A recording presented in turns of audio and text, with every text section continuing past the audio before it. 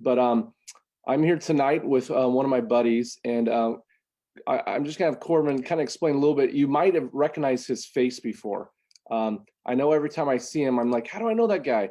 But it's been Corbin has had a very successful career in the film industry and also in life itself. And he's going to give us some of his words of wisdom. But Corbin, kind of tell a little bit about your the film industry and kind of things that you've done and projects people may have recognized you from.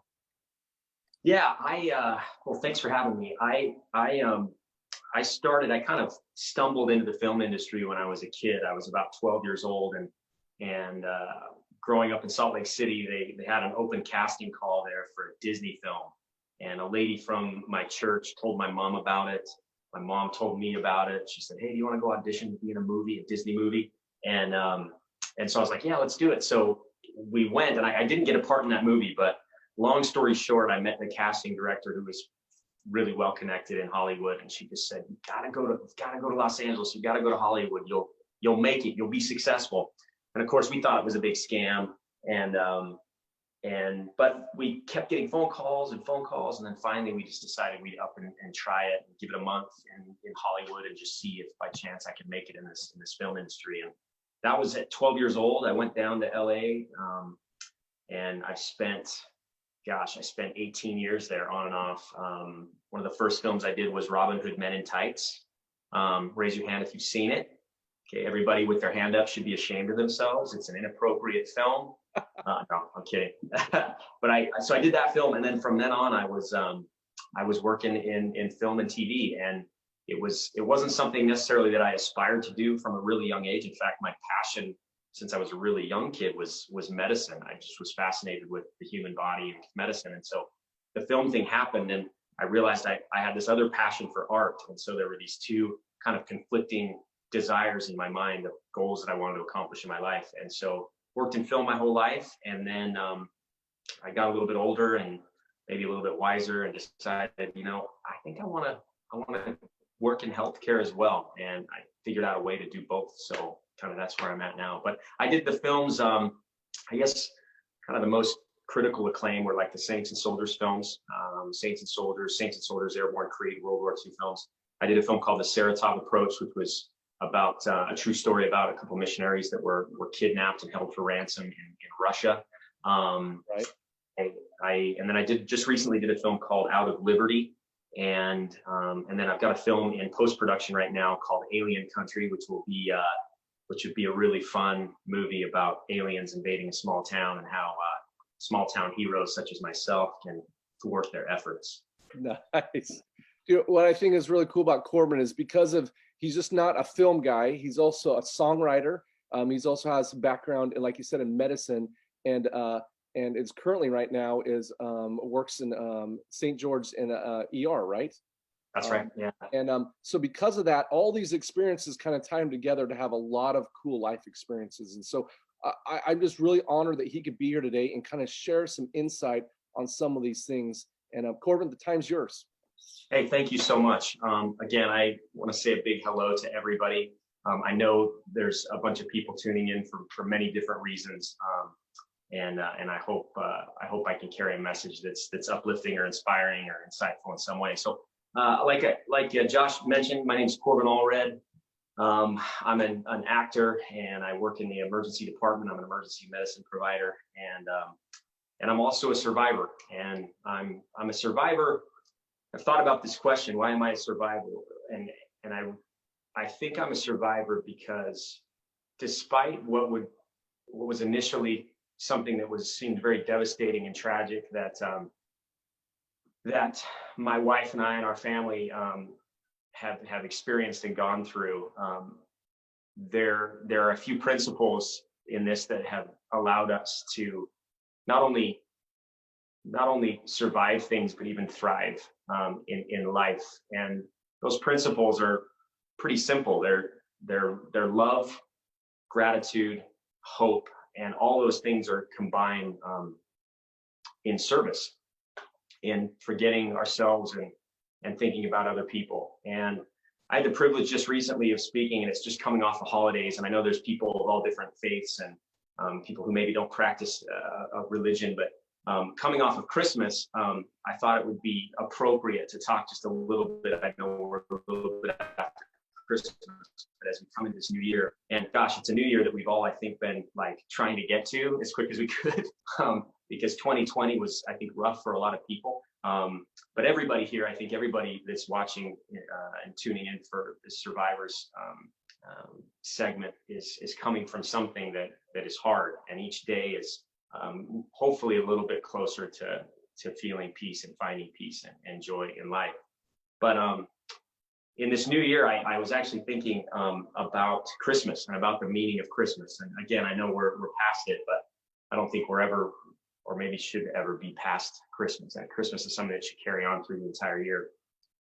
But I was thinking about the sign, the first Christmas. And I think a lot about the star that appeared. And I think about when that happened, when the Christ child was born.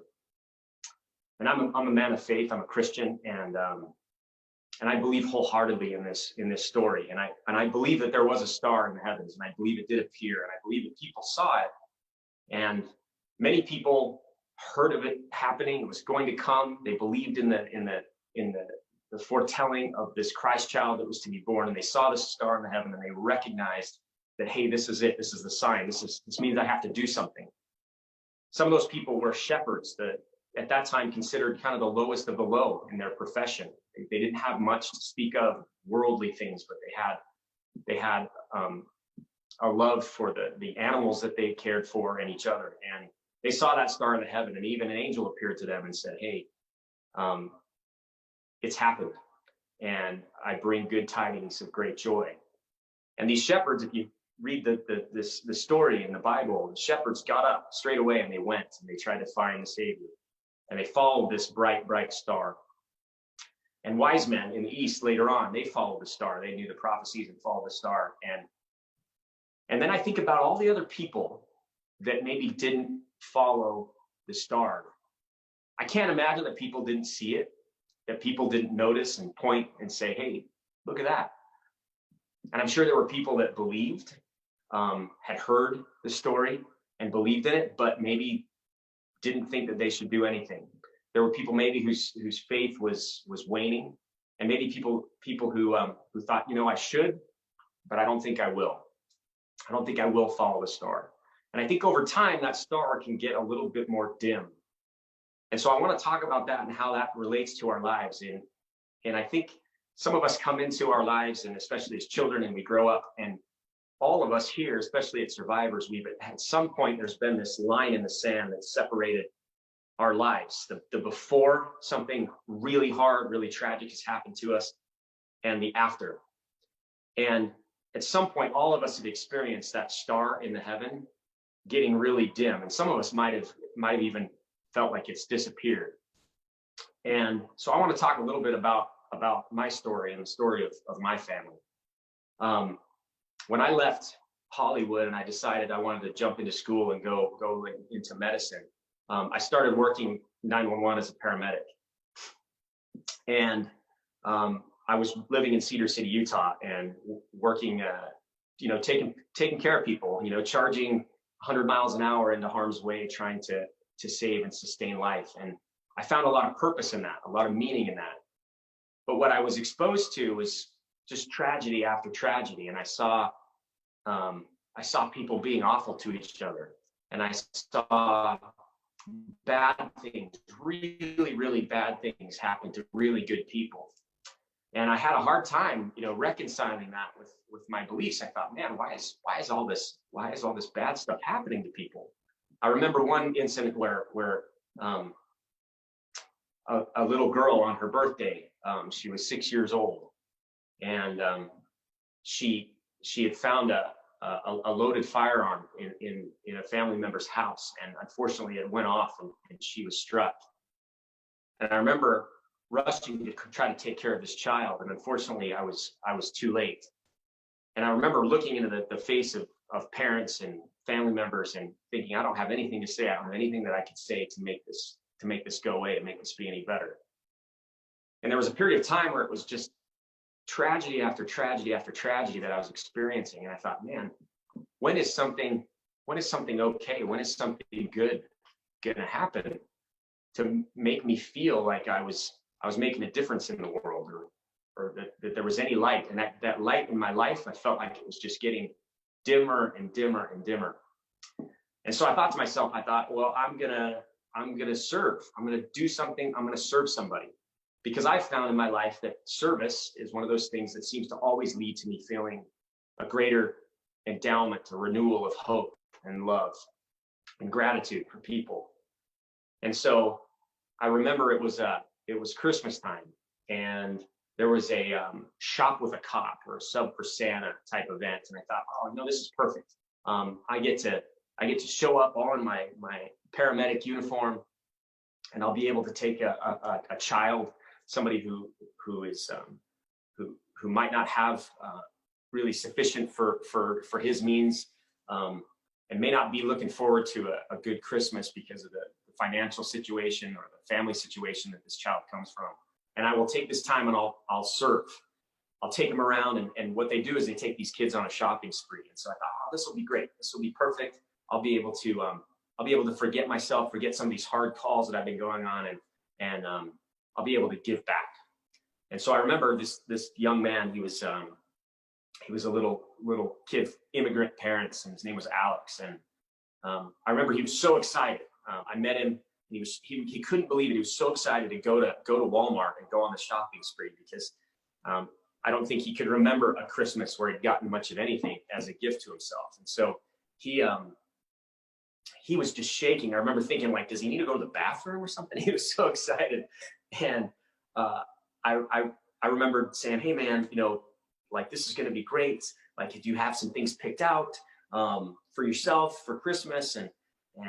And he was so excited. So we drove down Main Street, and we were in our ambulance, and the sirens were going and the lights were going. It was the most exciting day. And we get to Walmart, and we let these kids in, and we do the shopping spree. And I have Alex, and I think to myself, I'm going to keep track, because I have a limited amount of money that I'm allowed to let this young man spend on himself for Christmas. And so I said, Alex, here, man, you go get the things that you want, the things that you've been looking for the holiday, and I'll keep track. I'll keep track of how much money we have left. And so Alex just darted into the store. He's running up and down the aisles, and he's starting to pick things. And I start to hear him talk about his siblings, and he's got a couple brothers and a sister. And I realize he's shopping for them. And so he goes and he finds something. He had something real specific picked out, and he went and he grabbed a toy for his brother. He's like, okay, this is for so-and-so. This is for my brother. And then he's like, okay, now I got to go down this way. Where are the Legos? Where are the Legos? And so we go to find the Legos, and he grabs the Legos and he puts them in the cart. And I'm jotting down, kind of trying to keep track of everything that he's spending.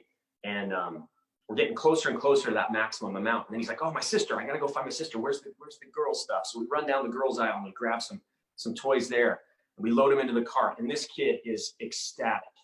And we get down to just the last few dollars. And so I took him aside and I said, Alex, listen, bud. I said, I know you're having such a good time, but I noticed that all this stuff that you're putting in this cart, this isn't for you. I think this is for your brother. Like, who's this for? That's my brother. And this is your sister's stuff. Yeah. And I said, Alex, you just got a few more dollars. What are you going to get for yourself? And he said, well, how much more do I have? And I told him, and I'll never forget this, because here I am thinking I'm doing this active service. I'm taking this kid out, and I'm giving him a Christmas. And he looked at me when I heard the amount of what he had left, and his face just lit up. And he said to me, that means I have enough to get my mom something. And I remember, I feel like my jaw just dropped to the floor, and my stomach, my heart about burst. And I realized that this kid who was excited right out of the gates, he was so ecstatic to come shop for Christmas, a kid who may have never really had a good Christmas. And his excitement was not because of anything that he was going to do for himself. He wasn't thinking about himself. He wasn't sad in his circumstances. He was so ecstatic at his opportunity to serve others that there was never a thought that he was even going to get a single thing for Christmas. Everything he was gonna get, every opportunity that he had, he was going to give away. And I'll never forget that, because that was the time where service for me, what I thought I was giving, turned out to be something I received from someone else. And I feel like that's the power of service. That's the power of selflessness, is when we feel like we're giving of ourselves, suddenly we're taught. Suddenly we learn something. We learn and we see the best in others. We see the best in ourselves, and we come away being blessed beyond measure. So I love the song "We Heard the Bells on Christmas Day." It's a song by a man by the name of Henry Longfellow. And we've all heard the song, "I Heard the Bells on Christmas Day." And I didn't really know the story until recently, the story of Henry Longfellow. And it's one of the most tragic stories I've ever heard. And as I was reading about it, I wanted to talk and just share this today, because I think we can relate, all of us can relate. And then I'll tell a little bit about my story. But all of us can relate to this in some way. Let me pull it up here.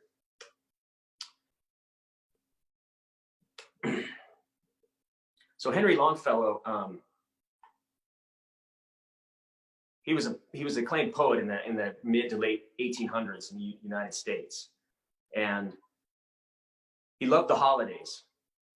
But one early December morning, his wife was working, and his wife had a tragic accident where she actually dripped some wax onto her clothes, and immediately she was engulfed in flames. And she ran out of the room where her children were in to protect them, and went into Henry Longfellow's study, where he tried to smother her with a blanket to get the flames out. When he couldn't do that, he jumped on her and tried to smother her with his own body to get the flames out. And he was unfortunately wasn't able to get them out in time, and she suffered significant enough burns that she succumbed the next day to her injuries. And he was so severely burned that he wasn't even able to attend his wife's funeral. And that Christmas, his entire perspective on life changed, to the point where he was so sad, he was so overwhelmed with sorrow. It's something I think we've all felt, that he thought, I'm going to end up in an asylum. they're going to put me away, because I'm so deep in sorrow, and I don't feel like I can ever pull myself out. And he even said of Christmas, he said, how inexpressibly sad are the holidays. I can make no record of these days. Better leave them wrapped in silence. Perhaps someday God will give me peace. A Merry Christmas, say the children, but that is no more for me. Well, I know in speaking to some of you in this group, I know you've said those same words. I know you've felt such deep sorrow, and some of us are still in the middle of it, and we will be throughout our lives. It never goes away. But we've all said, I can't make any record of these days. Like, I don't want to remember this time. And maybe happiness is no more for us. And so Henry Longfellow went on to write verses in I Heard the Bells on Christmas Day. And they go like this. He says, it was as if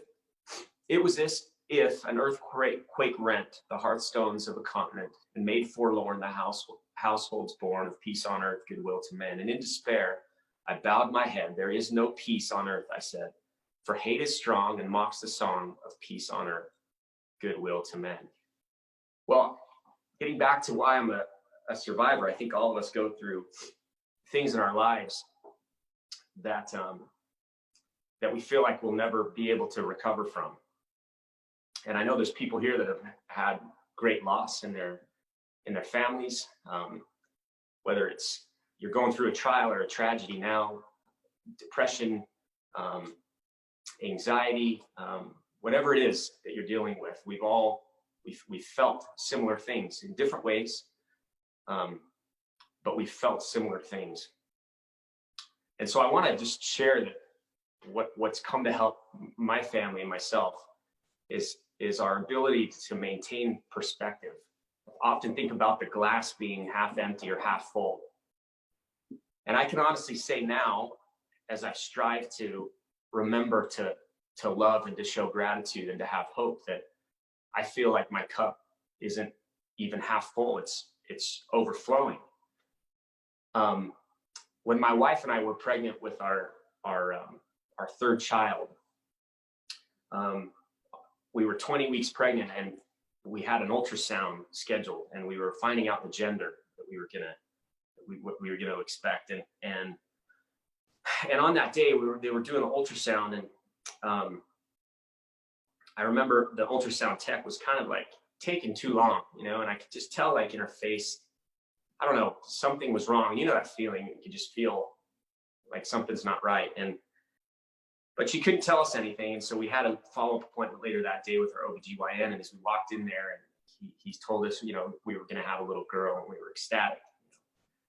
And then in the same breath, it seemed he said, but guys, I'm so sorry. Something's really wrong. And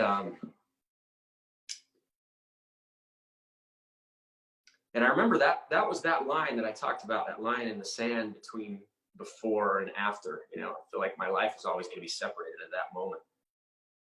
But little did I know then, I didn't know at all, that would also be the beginning of the most beautiful journey that I could ever imagine taking with my family. It became a glue that pulled my wife and I together and held us together. It became a glue that pulled my other kids together and us as a family together. And my daughter was born. She was diagnosed before she even joined this world with this most severe form of spina bifida. It's called myelomeningeal spina bifida. And if you're not familiar with what that is, it means that as her body is developing in utero, and her spinal cord is kind of forming and her skeletal structure is kind of zippering around her spinal cord. Something happens where it stops doing that successfully, and unfortunately, she was born with a portion of her spinal cord outside of her back, and because of that, it exposed her spinal cord to trauma, and she was born paralyzed from the chest down, and she had something called a Chiari malformation, and part of that caused her to have some hydrocephalus, where she gets fluid on the brain. And in another country, even now, this would be a death sentence for a child. But fortunately, in the United States, we've managed ways to kind of combat this sort of thing. And so she was born, and they immediately took her into surgery and closed her back. And we noticed that she didn't have any function below her chest. And she came home, and of course, we couldn't understand or didn't know her cognitive abilities. And usually kids with spina bifida have some form of cognitive deficit, and then other forms of physical disability. But the spectrum is massive, and so we didn't know what to expect. And so we were preparing for the worst. And that's kind of how they tell you. They say, hey, you know, prepare for the worst, hope for the best, prepare for the worst. And so as a parent, some of you know, that's just such a difficult thing to do. It's so difficult to pull yourself out of the negative and feeling despair, mourning the loss of kind of the life that you anticipated for your child, or for yourself, and accepting this new reality that at the time seems so overwhelming, so foreign, so incomprehensible, something that you don't think you could ever overcome, much less feel blessed in. And so she was born, and we took her home, and all of a sudden we started to notice that her head was swelling, and she was starting to lose her ability to kind of stay awake. So we rushed her back to the hospital, and they placed a shunt to pull that fluid off. And since then, she's had several shunt failures, and she's had quite a few problems. And when she was young, just a year or so old, is when she started to have severe respiratory problems. And at one point, she stopped breathing, and my wife had to give her rescue breaths to try to get her to respond. And this happened multiple times. And at one point it happened, and I was there. This my wife, my poor sweet wife, seemed to be always home when this happened, or with Lily when this happened. And then there was the time that I had to administer rescue breast, because she was basically dying right in front of me. And I remember grabbing her when she stopped breathing and putting her on the ground. And look, I'm somebody I'm a paramedic. I'm medically trained. I've done CPR I don't know how many times. And all of a sudden I was doing it on my daughter, and I literally forgot everything. I couldn't even function. And I remember thinking to myself, please God, like not right now. Like, this can't happen. And I remember trying to blow into her mouth and give her life, blow back life back into her, and it wasn't working.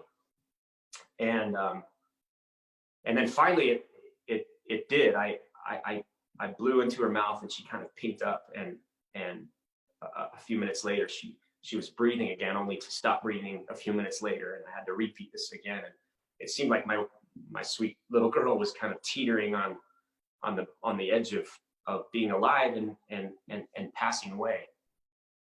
And having to do that multiple times in our lives, my wife and I, we've kind of accepted that we've got to this fact that really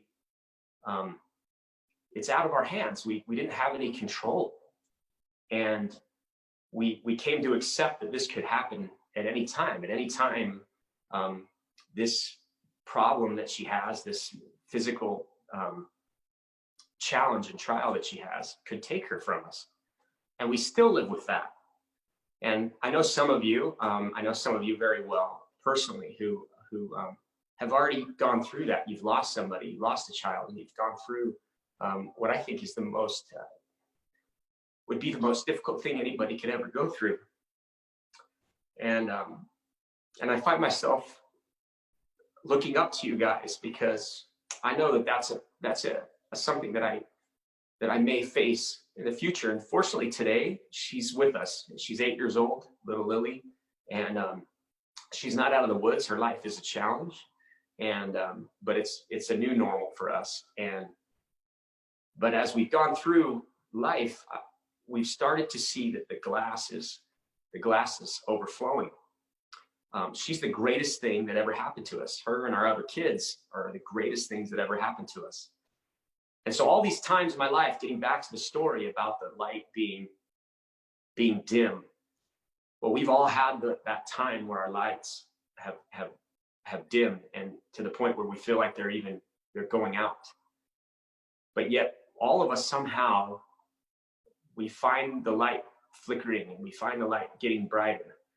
And what are the things that do that? And I realized, like I said at the very beginning, that love leads us to gratitude, and gratitude leads us to hope, and hope.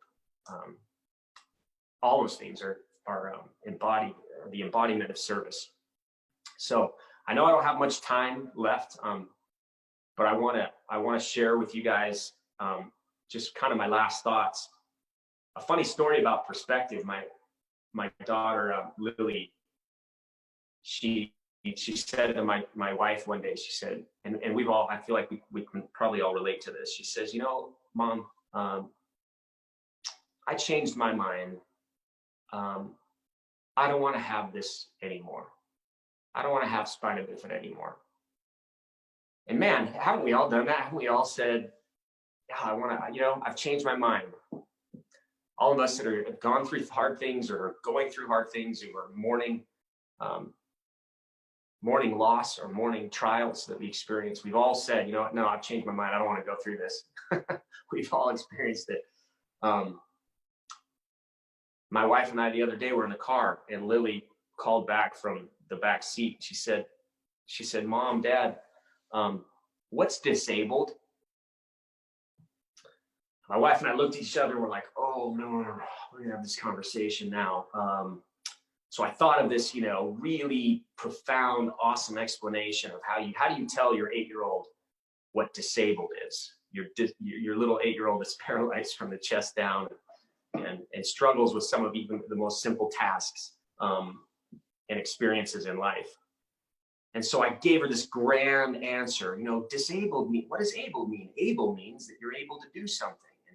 And And some people can't do that same thing. And so with that thing, they're disabled. So some people, not everybody's 100% able, not everybody's 100% disabled. Able means you can do some things a certain way, and disabled means you can't do them that way, but maybe you could do them another way. And I give her this big, long, profound answer thinking, oh, I'm the greatest dad. I'm the greatest dad.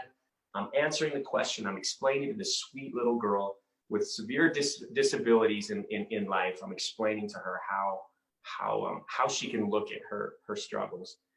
And she listened to that patiently and sweetly. And then she called up to the front after that, after a pause, after I gave myself, my wife gave me the thumbs up of my awesome explanation. And then Lily said, because my iPod says it's disabled. And my wife and I looked at each other and we had to laugh because she wasn't talking about herself. She was just talking about her iPod. And Lily she's everything. All our kids are everything. And I feel like the greatest gifts that we have are our ability to look through amidst trial. I believe that we're in life to have joy. We're in life to have happiness. And at the same time, men are that they might have joy, and men are that they might have trials. And for a long time, I thought, well, which is it, joy or trial? And I've realized in my life that it's both. They're not mutually exclusive. We can have joy amidst our hardships, and it's trying to find those things that will allow us to experience joy amidst our trials. And if we can somehow grasp a disposition of hope and gratitude and love, despite the things that are going on, I know that we can find even some of our greatest joy in our sorrow. We can find those things.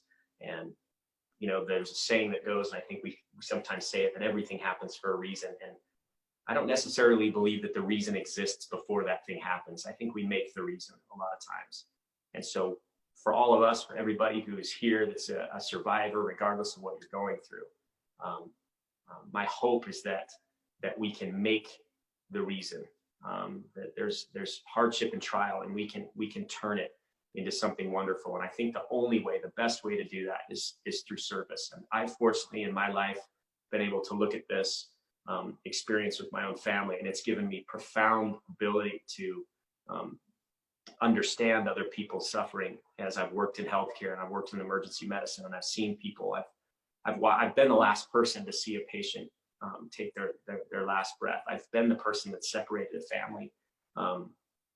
I've been the person that has been there to see people suffer, but I'm able to be the best I can be because of the experiences I have in my life. And I feel like as we go through trials together and we take what we learn and we give that to someone else, I think that's where our greatest joy is found. And so I just want to share that with you guys, that I hope we can all look to serve, and moving forward in our lives, we can look to bless the lives of others and find our cups overflowing and our light, our star in the sky, a lot brighter because of that. So appreciate your time. Wonderful. Thank you so much, Corbin. Oh my goodness. As I listen to you, I am like so amazed. It's just the service that you have done. I'm going to just tell people that the first time we met you was a pretty amazing experience, because he brought us right into his home, into his family. We got to even like see Lily and meet Lily, and she's a phenomenal person because of her parents. And I say that only because Corbin and his sweet wife, they serve her every single day. And I think that some of us, we try to say, how can we serve? How can we serve? And I think we're already serving in our homes with our children. And so I'm really taking his advice, because this year has definitely been so hard for me just to go through every first. But as I listen to him, as he has to go through this almost every day, wondering if his daughter is going to be okay, it makes me realize, like, I do need to see the silver lining. I need to see the brighter star. I need to be able to see the good and find joy again. Because for a while, I didn't think there was joy. So So thank you, Corbin, so much. Josh, do you have anything else that you want to say? My Yeah, pleasure. and Corbin, I just have to say, I feel like he's a little like me. You know, he's a funny guy, and sometimes in life you've got to look at humor to relieve stress in life and not take yourself too serious. And I think sometimes in life when we go through these major trials, we have to realize that sometimes bad things happen to good people. But Yes. like you said, it's what we make of it. And by serving others, by trying to help others lighten their load, whether, telling a joke, making someone feel good, just being the best you can be is a part of service. Because sometimes you don't want to, but it's not what you want. It's what needs to be done because there's others that are counting on you. And as all of us that have children know that there's a lot that are looking up to us, and our legacy is how we handle our situations, not the situation we go through, but what we do with them. So thank you, Corbin, for being an inspiration about that. And like my wife said, that is one of the noblest things is to go day in, day out, knowing, things could happen, but having that perspective. So thanks, bud. I appreciate all that you do. And I love how you said you're a My pleasure. survivor, because some people don't think they're a survivor if they haven't lost somebody, but you're a survivor in your own way, and you do survive every day, with the losses, with the things you see at your work, with just trials. We are all survivors. So thank you. My pleasure. Thank you. Thanks, Again, thanks for having me. we'll see you guys on another week on Survivors again, and we'll have other people just like Corbin and these amazing stories. And reach out to us if you have any questions and would like to know more. And as me and my wife always say is, if there's people that are hurting out there, please let them know they're not alone. Send them to us so we can help them, because as we help others, we're really helping ourselves also. And this world's all about serving one another. So thank you again. Thanks, Corbin. Thanks, guys. Yeah, bye-bye.